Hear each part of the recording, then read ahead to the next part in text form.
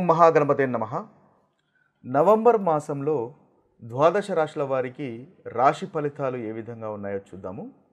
ముందుగా ఈ నవంబర్ మాసంలో ఉన్నటువంటి గ్రహస్థితిని ఒకసారి మనం గమనించినట్టయితే ఈ మాసంలో ముఖ్యంగా మనకి గురువు కర్కటక రాశిలో సంచారం చేస్తున్నాడు. అదేవిధంగా శని మీనరాశిలోను, రాహు మనకి కుంభరాశిలోను, అదేవిధంగా కేతువు సింహరాశిలో సంచారం చేస్తున్నాడు. ఇవి దీర్ఘకాలికంగా సంచారం చేసేటటువంటి గ్రహాలు. ఇక ఈ మాసంలో ముఖ్యమైనటువంటి గ్రహ మార్పును కనుక మనం చూసినట్టయితే ఈ మాసంలో శుక్రుడు ముఖ్యంగా తులారాశిలో సంచారం చేస్తున్నాడు. ఈ మాసం మొత్తము దాదాపుగా శుక్రుడు ఈ రాశిలోనే సంచారం చేస్తాడు.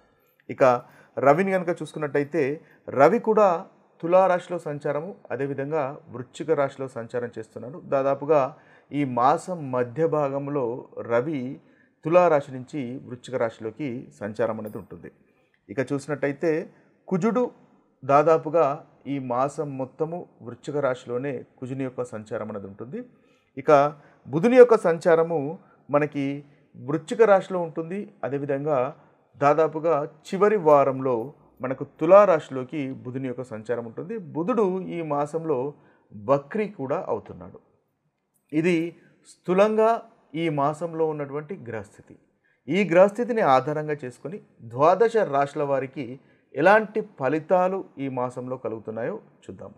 తులారాశి వారికి నవంబర్ మాసంలో ఉన్నటువంటి రాశి ఫలితాలు మనం చూసినట్టయితే వీరికి శుక్రుడు చాలా చక్కటి ఫలితాలు కలుగజేస్తున్నాడు. ముందుగా ఈ రాశి వారికి ఉన్నటువంటి గ్రహస్థితిని కనుక ఒకసారి మనం గమనించినట్టయితే వీరికి రవి 1వ స్థానంలోను 2వ స్థానంలోను సంచారం ఉంటుంది. కుజుడు 2వ స్థానంలోను, శుక్రుడు 1వ స్థానంలో సంచారము, అదేవిధంగా బుధుడు 2వ స్థానంలోను 1వ స్థానంలోను సంచారం అనేది ఉంటుంది. శని 6వ స్థానంలోను, కేతువు వీరికి తులారాశి వారికి 11వ స్థానంలోను సంచారం అనేది ఉంటుంది. ముఖ్యంగా వీరికి ఈ మాసంలో శుక్రుడు చాలా చక్కటి ఫలితాలు కలుగజేస్తున్నాడు. శని చాలా అనుకూలంగా ఉన్నాడు, కేతువు కూడా అనుకూలంగా ఉన్నాడు. ఈ 3 గ్రహాలు ఈ రాశి వారికి నవంబర్ మాసంలో అనుకూలంగా ఉన్నాయి. అయితే ముందుగా అనుకూలమైనటువంటి ఫలితాలు ఈ రాశి వారికి ఎలాంటి ఫలితాలు కలుగుతున్నాయో ఒకసారి చూసినట్టయితే ఈ రాశి వారికి శుక్రుడు రాశ్యాధిపతి, అదేవిధంగా వీరికి అష్టమాధిపతి అయినటువంటి శుక్రుడు 1వ స్థానంలోనే తన స్వక్షేత్రంలోనే సంచారం చేయడం అనేది చాలా చక్కటి ఫలితాలు కలుగజేస్తాడు. ఈ మాసం మొత్తము తులారాశి వారికి అనుకూలంగానే ఉంటాడు. అంటే శుక్రుడు ముఖ్యంగా కంఫర్టబుల్ లైఫ్ అనేది ఇస్తాడు. కాబట్టి తన రాశిలోనే శుక్రుని యొక్క సంచారం ఉండడం వల్ల తులారాశి వారికి ఈ మాసంలో మంచి కంఫర్టబుల్ అనేది ఉంటుంది అని మనం చెప్పవచ్చు. అనుకున్నటువంటి పనులు వీరు చేయగలుగుతారు. ఆరోగ్యము అనేది ఇబ్బంది పడుతున్నట్టయితే ఆరోగ్యం మెరుగుపడుతుంది. దంపతులలో మనస్పర్ధలు ఉన్నట్టయితే మనస్పర్ధలు తొలగిపోతాయి. సంతోషము, ఆనందము అనేది మనకు ఈ మాసంలో శుక్రుని వల్ల ఈ రాశి వారికి కలుగుతాయి. సుఖమైనటువంటి నిద్ర ఉంటుంది, తృప్తికరమైనటువంటి భోజనం ఉంటుంది. ఓవరాల్గా చాలా చక్కటి ఫలితాలు శుక్రుని వల్ల కలుగుతాయి. మంచి వస్త్రధారణ ఉంటుంది. శత్రువులపైన విజయం అనేది కూడా తప్పకుండా ఉంటుంది.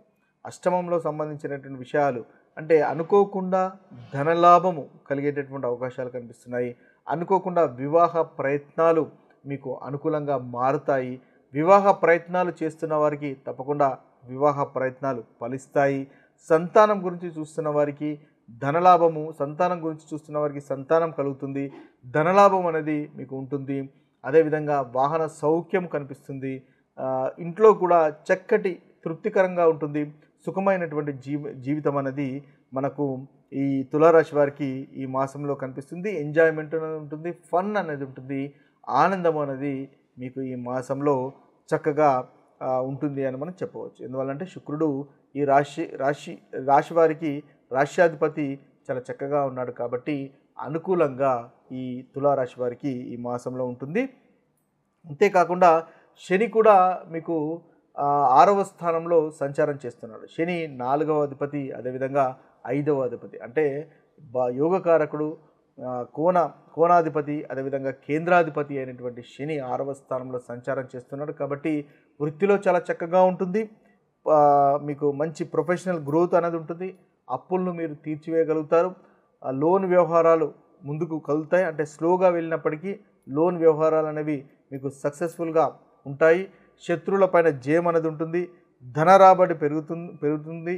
అదేవిధంగా ల్యాండ్ కానీ ఇల్లు కానీ కొనడానికి మంచి సమయంగా మనం చెప్పవచ్చు.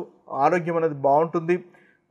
దాంపత్య జీవితం బాగుంటుంది. మానసికంగా సంతోషంగా ఉండేటటువంటి అవకాశాలు మనకి ఈ శని వల్ల కలుగుతాయి. శని చతుర్థాధిపతి పంచమాధిపతి కాబట్టి సంతానానికి సంబంధించినటువంటి విషయాల్లో కూడా చాలా అనుకూలంగా ఉంటుంది. కాస్త ఆలస్యంగా ఉన్నప్పటికీ సక్సెస్ అనేది ఉంటుంది. శని స్వతహాగా ఆలస్యంగా ఫలితాలను డిలే చేస్తాడు, కానీ సక్సెస్ఫుల్ అనేది ఉంటుంది. మీరు అనుకున్న దానికంటే అధికమైనటువంటి ఉత్తమమైనటువంటి ఫలితాలు ఈ శని వల్ల మనకు తులారాశి వారికి గోచరిస్తున్నాయి. వాహనానికి సంబంధించినటువంటి విషయాల్లో, ప్రాపర్టీకి సంబంధించినటువంటి ఇల్లుకు సంబంధించినటువంటి విషయాల్లో చాలా అనుకూలంగా ఉంది అని మనము చెప్పవచ్చు. అదేవిధంగా కేతువు కూడా మీకు లాభస్థానంలో సంచారం చేస్తున్నాడు. కేతు వల్ల కూడా చాలా చక్కటి ఫలితాలు కలుగుతాయి. మీకు మంచి ఆధ్యాత్మికత పెరిగేటటువంటి అవకాశాలు మనకు అధికంగా కనిపిస్తున్నాయి. బంధువులతో స్నేహితులతో సంబంధాలు కొనసాగించండి, తద్వారా చక్కటి ఫలితాలు కలుగుతాయి. ఆరోగ్య విషయంలో కూడా మీకు అనుకూలంగా ఉంది అని మనం చెప్పవచ్చు. ఇవి స్థూలంగా తులారాశి వారికి ఉన్నటువంటి ఈ మాసంలో ఉన్నటువంటి ఉత్తమమైనటువంటి ఫలితాలు. ఇక ప్రతికూలమైనటువంటి ఫలితాలు మనం ఒకసారి చూసుకున్నట్టయితే ఈ మాసంలో వీరికి రవి అంతగా అనుకూలంగా లేడు. అదేవిధంగా కుజుడు కూడా అంతగా అనుకూలంగా కనిపించట్లేదు. అయితే తులారాశి వారికి రవి లాభాధిపతి 2వ స్థానంలోను 1వ స్థానంలోనూ సంచారం చేస్తున్నాడు. ఇక కుజుడు కూడా 2వ అధిపతి, అదేవిధంగా సప్తమాధిపతి మనకు 2వ స్థానంలో సంచారం చేస్తున్నాడు. కాబట్టి ముఖ్యంగా ధనం ఖర్చు ఉండేటటువంటి అవకాశాలు కనిపిస్తున్నాయి. 2వ స్థానంలో ధనానికి సంబంధించినటువంటి విషయం కాబట్టి ధన ఖర్చు ఉండేటటువంటి అవకాశాలు కనిపిస్తున్నాయి. కాబట్టి ఆ విషయాల్లో కాస్త జాగ్రత్తగా ఉండండి. 2వ స్థానం అనేది వాక్కుకు సంబంధించినటువంటి స్థానం కూడా కాబట్టి వాక్కు కఠినంగా ఉండకుండా చూసుకోండి. మీ యొక్క కుటుంబంలో ఉన్న వారితో సంయమనం పాటించండి, ఓపికగా ఉండండి, మృదువుగా మాట్లాడే ప్రయత్నం చేయండి. ఎందువల్లంటే 2వ స్థానంలో కుజుడు రవి 2 పాపగ్రహాల యొక్క సంచారం అనేది ఉంటుంది కాబట్టి కాస్త అగ్రెసివ్గా కఠినంగా ఉండేటటువంటి అవకాశాలు కనిపిస్తున్నాయి. ధనానికి సంబంధించినటువంటి విషయాల్లో, ఫైనాన్స్ సంబంధించినటువంటి విషయాల్లో కాస్త ఇబ్బందులు ఉండే అవకాశాలు కనిపిస్తున్నాయి. కాబట్టి ఆ విషయంలో కాస్త జాగ్రత్తగా ఉండండి, పౌరుషంగా మాట్లాడకండి. తద్వారా మనకి తులారాశి వారికి ఈ మాసంలో చక్కటి ఫలితాలు ఓవరాల్గా మీకు కలుగుతాయి. తులారాశి వారికి నవంబర్ మాసంలో ఉన్నటువంటి పరిహారాలు కనుక ఒకసారి మనం గమనించినట్టయితే వీరికి ముఖ్యంగా రవి అంతగా అనుకూలంగా లేడు. కుజుడు 2వ స్థానంలో ఉన్నాడు, అంతగా అనుకూలంగా కనిపించట్లేదు. బుధుని వల్ల కూడా కాస్త ఇబ్బందులు మనకు తులారాశి వారికి కనిపిస్తున్నాయి. కాబట్టి ముఖ్యంగా వీరు ప్రతిరోజు రవికి సంబంధించినటువంటి మంత్రాన్ని పఠించడం వల్ల చక్కటి ఫలితాలు కలుగుతాయి. ఓం హ్రాం హ్రీం హ్రౌం సూర్యాయ నమః అనేటటువంటి మంత్రాన్ని తూర్పు దిక్కుగా సూర్యోదయం సమయంలో కనుక పఠించినట్టయితే 108 సార్లు పఠించినట్టయితే సూర్యుని వల్ల కలుగుతున్నటువంటి ఇబ్బందులు మీకు తొలగిపోతాయి. ఆరోగ్యం కూడా మెరుగుపడుతుంది. ముఖ్యంగా ఆదివారము ఉపవాసం చేసే ప్రయత్నం చేయండి. తద్వారా ఏదైతే మీకు సూర్యుడు అంటే రవి 1వ స్థానంలో హెల్త్ రిలేటెడ్ కానీ, అదేవిధంగా 2వ స్థానంలో కుటుంబానికి సంబంధించిన ధనానికి సంబంధించినటువంటి ప్రతికూలమైనటువంటి ఫలితాలు ఇబ్బందులు కలిగిస్తున్నాడో ఆ ఇబ్బందులు అన్నీ మనకు తొలగిపోతాయి. ముఖ్యంగా ఆదిత్య హృదయ స్తోత్రము ప్రతిరోజు పఠించండి. తద్వారా రవి వల్ల కలుగుతున్నటువంటి ప్రతికూలమైనటువంటి ఫలితాలు తొలగిపోతాయి.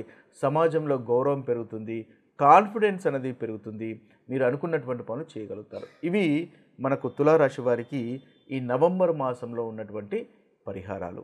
ఇవి స్థూలంగా మనకు ద్వాదశ రాశుల వారికి ఉన్నటువంటి పరిహారాలు.